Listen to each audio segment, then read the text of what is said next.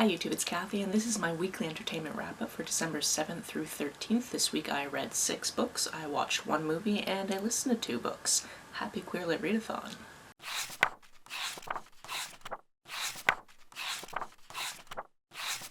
If you're not familiar with the Queer Lit Readathon, there is a 16-pronged bingo board of challenges, and I crossed off all of them with the 8 books that I read. Originally on my TBR I had 9 books, and then one of them didn't come in on time, so I had to sub that for an audiobook, and another one I realized after reading the first 4 books that I didn't even need to read it to cover any challenges that weren't going to be covered by the other books I had.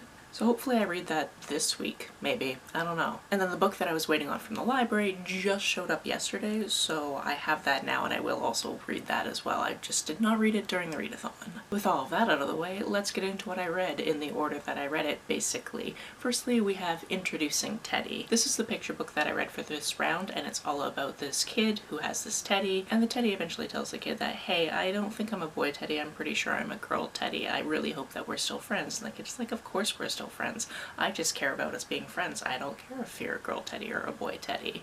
And then immediately starts using the right pronouns and introducing Teddy with the right name and everything like that. It was lovely. I must say the art in this one was a little bit different. It's not like absolutely beautiful to look at, but it got the message across. Next I read A Queer Case, which is a historical fiction murder mystery set in the UK. Our main character is a gay man, and while he's just out for a stroll, he happens to bump into somebody he went to university with. That person has a problem, and that problem is his stepmother, because that stepmother is his own age, and he's pretty sure that this woman is just trying to steal his dad's fortune. So the classmate invites Shelby, our would-be detective, to kind of suss her out, figure out what her deal is. So he's first invited to this dinner at the Ritz, which is super exciting, which is cut short because of reasons. Then he's later invited to the Duke's 70th birthday, and of course somebody at that dinner turns up dead. And of course Shelby has to figure out how and why. This definitely falls on the amateur detective side of things because he's not actually a detective, he works at a bank. But he has to do all of this detecting in order to save his own skin. I really enjoyed the voice of this. This is apparently the first in a series, although this one was just recently published, I think this year, so it's gonna be a while until we get the next one, I imagine.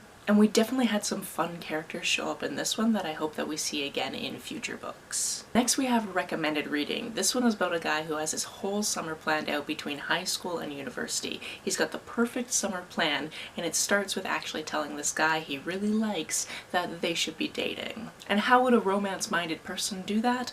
With a flash mob, of course. Unfortunately, things do not exactly go to plan. In fact, things actually end up really terrible, which means that his summer plans are definitely shifted, and now his mom has to complete this really huge project in order for him to still be able to go to this school, because they're basically bribing them with a sculpture. She used to make a lot of sculptures. The dean really liked her art. The dean is like, if you make me a sculpture before this certain time, then I guess I'll still let your kid come to my school. So, you know, lots of high stakes. Well, he's spending the summer working at the other bookshop in town because his job at the really classy, fancy one on campus was kind of cancelled due to the things that he did during this flash mob situation. He meets this guy who doesn't really believe in romance, which just doesn't compute for our character, who has set up like half the couples in town.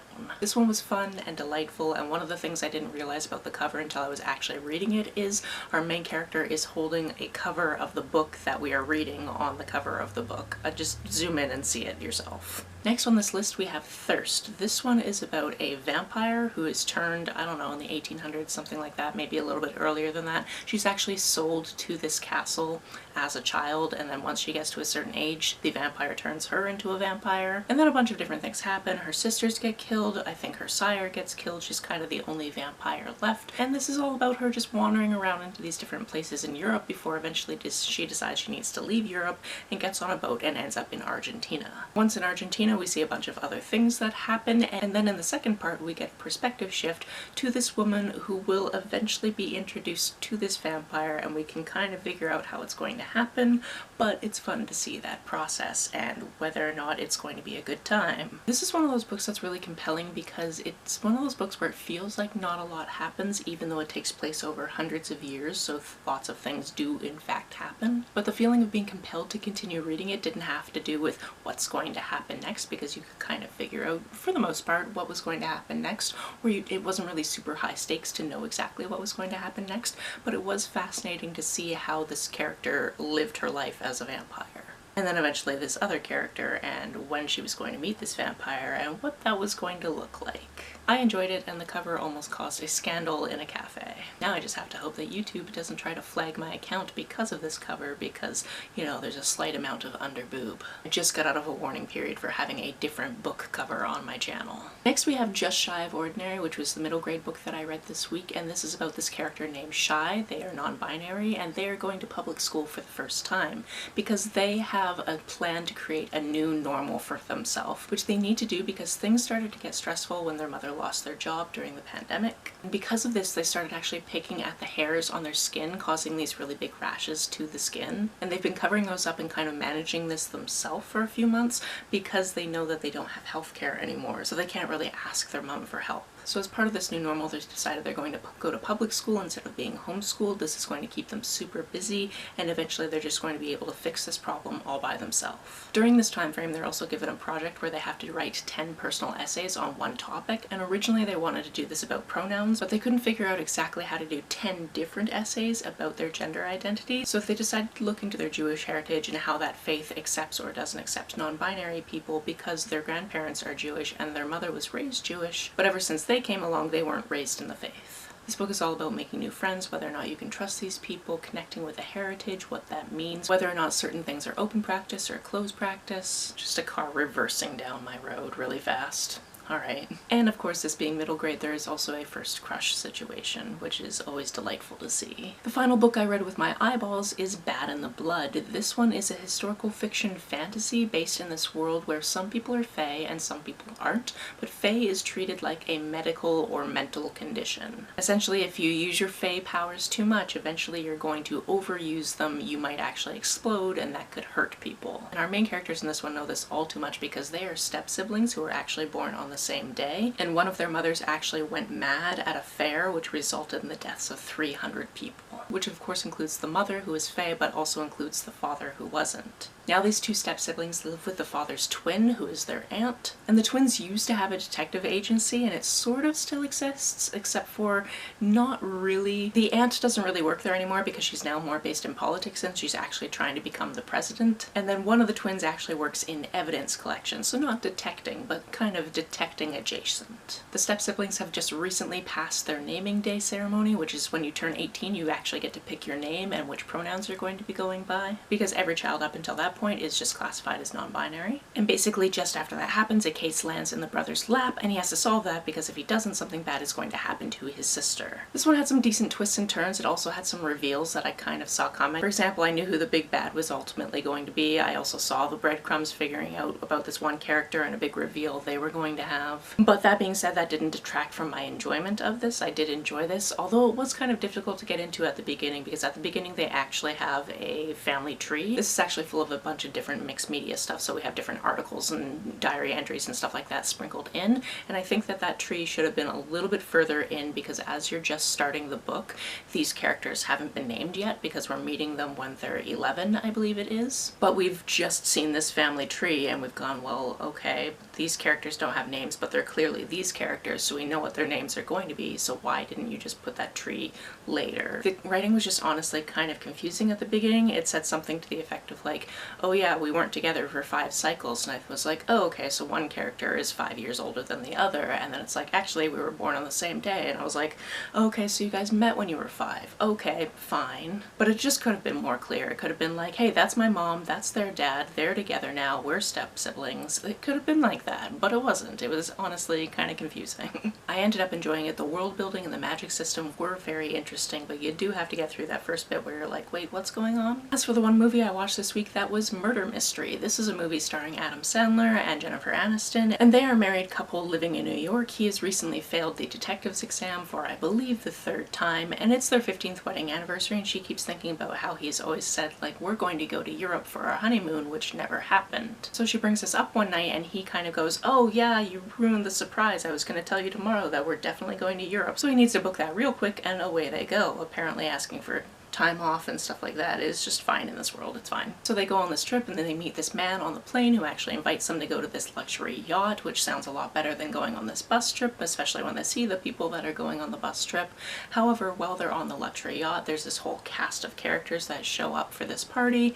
One of them ends up dead and they have to solve that mystery, otherwise it's going to be pinned on them. This has a fun dynamic because he is a police officer but he hasn't passed his detective's exam, and she is a hairdresser but she reads a lot of murder mysteries, so she kind of knows some of the tropes, and he thinks that's silly because tropes aren't real life. But both of their skills definitely come into play during the solving of this case, which is fun. As for the books I listed this week, the first one is Spellhacker. This one is a science fantasy book. This one is set in this world where there is magic but only certain people can use it properly and other people can use technology to augment their use of magic. And in order to use magic, you need something called Maz, which is basically different things that come out of the earth, and there's one corporation that has a monopoly on this, and our main character runs a ring of teenagers who actually steal this stuff for profit. As we meet them, they are doing their one last heist because most of these characters are going off to a bigger city to go to university, whereas our main character is feeling very left behind because she is not going off and everybody's just going to forget about her, and that's going to suck. This one is an action-packed heist book about these different adventures, trying to figure out what's going on. The stakes are constantly raised. This is another one where when somebody turned out to be bad, I was like, yeah, I saw that coming too, but I've read books before, so that makes sense. Ultimately very enjoyable, and I'm glad I finally got around to reading this one because it's been on my TBR for a long time. Finally, the last book I listened to is Fearless and Free, which is a memoir by Josephine Baker. This one was actually written in an interesting way because she didn't sit down to write her memoirs. She was right up front with this guy named Mr. Sauvage that she would not be able to just like sit down and write her memoirs, but through absolute years of them meeting up and her just telling him these stories, collected all of this into this volume. So I would recommend, if it's available to you, listening to this, because it's basically like sitting in the dressing room with Josephine Baker and her just telling various stories. Because of that, it is slightly disjointed in parts, and you never really go super deep into one specific subject. But you do learn a lot about what her life was like, because she was born in the States, but by this point she was living in France and being moved around on these different tours as a dancer and eventually a singer. Many conservative folks in these different places didn't want her in their cities because, oh, she is basically the devil's work. But then she also met a lot of very influential people and was carrying different messages during the war. She also really loved animals, so she had a lot of them, and different types of animals too. I can't even remember all the different types of animals she had. This book also kind of ends before she's out of show business and then eventually had 12 children, which is just like, okay. Wow. And because this was published in 1948 and it was only just recently translated, I think, because this was written in French, I'm only counting this because it is confirmed that she was openly bisexual. And she does talk a little bit in this one about beautiful women, but we don't really go into that subject very much. And I'm putting it down to she wouldn't just tell everybody the details of her sex life, or at least she wouldn't tell Mr. Sauvage. Absolutely fascinating woman, would love to learn even more about her life. That's it for this week. If you've read, watched, or listened to any of these, let me know about it down in the comments below. On the way down to the comments, if you hit that subscribe button, that would be very nice of you. If you don't feel like leaving a comment but want to make sure that I know you were here, just leave me an emoji or a smiley face if you happen to be on your keyboard. Some people have asked if there's a way to financially support this channel, so I set up a Ko-fi account, which is a digital tipping service. The link for that, as always, is down below. You can like and share this as you see fit, and I will see you very soon. Bye! Also, if you participated in the Queer Lit Readathon, let me know how your reading went down below.